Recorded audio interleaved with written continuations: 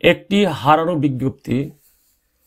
অতি দুঃখের সহিত জানানো যাচ্ছে যে অটিজম ১৯ বছরের রবিন ইয়াসিন বাবা মোহাম্মদ লুৎফর রহমান সরকার এবং মা হাজেরা লুৎফরের ছেলে গত ২১ মে পূর্ব লন্ডনের ৩৯১ গ্রিন স্ট্রিটের বাসা থেকে বের হয়ে আজও ফেরেনি।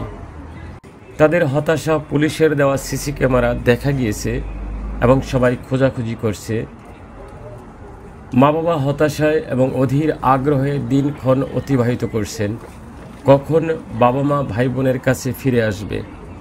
এমত অবস্থায় যদি কোনো দয়াবান ব্যক্তি খোঁজ পান তবে স্ক্রিনে দেওয়া নম্বরে ফোন করে হতাশামুক্ত করবেন। আল্লাহ সবাইকে ভালো রাখুন, আমিন।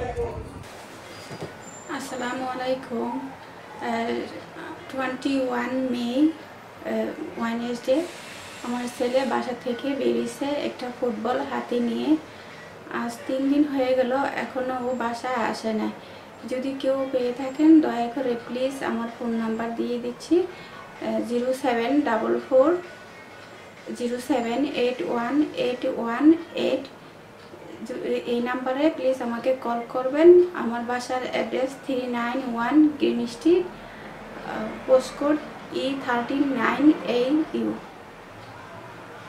21 তারিখে বের হয়েছে না? জি, 21 মে। আর ঘরে ফিরে নেই। পুলিশকে জানাইছিলেন?